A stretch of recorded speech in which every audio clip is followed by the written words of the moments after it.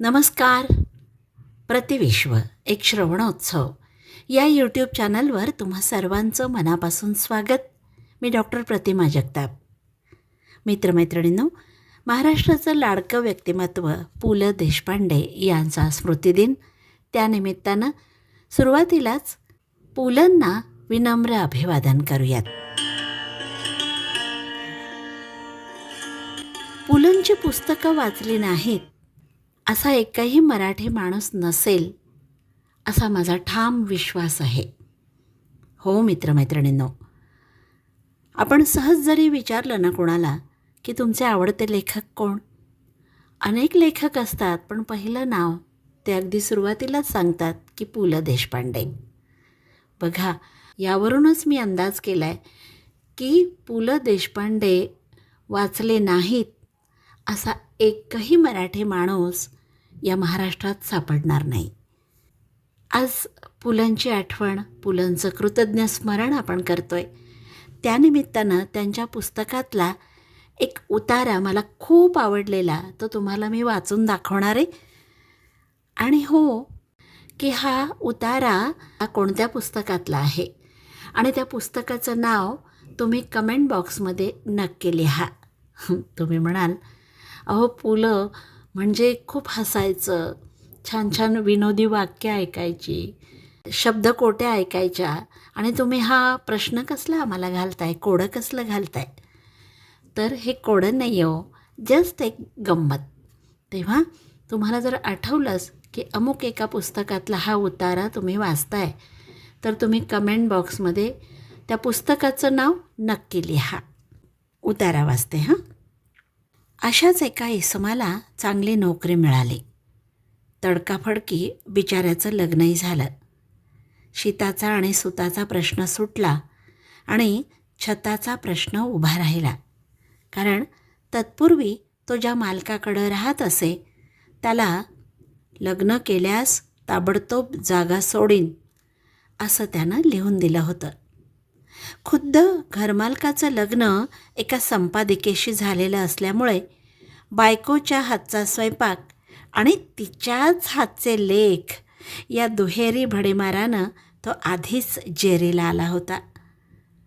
फुंकणी आणि लेखणी हे एका हाती नांदणं शक्य नाही असं त्याचं ठाम मत होतं.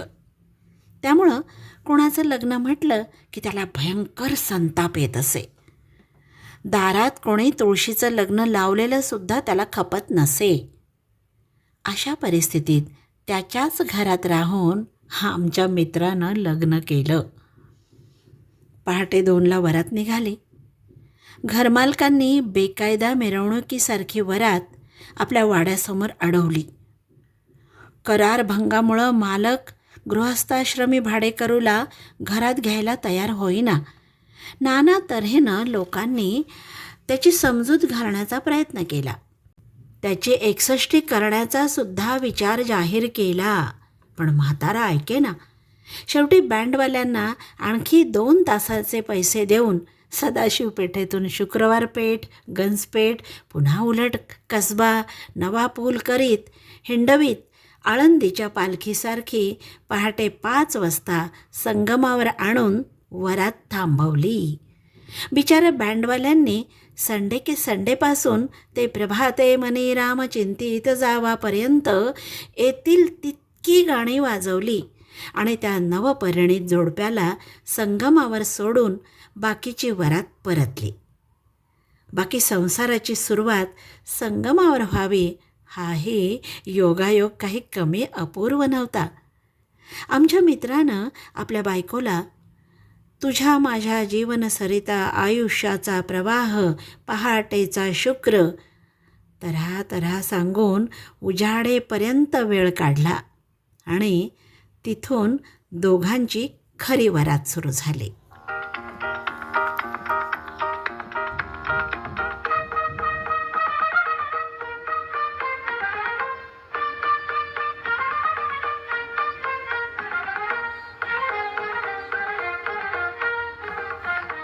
मित्रमैत्रिणींनो, हा उतारा मी वाचला तो पु ल देशपांडे यांच्या खोगीर भरती या पुस्तकातला.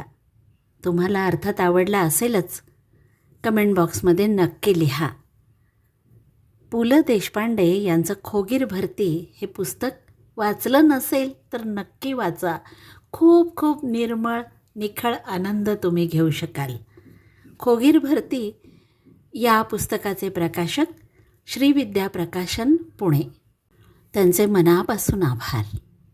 पुनश्च आपल्या लाडक्या पुलंना विनम्र अभिवादन करूया आणि निरोप घेऊयात. नमस्कार.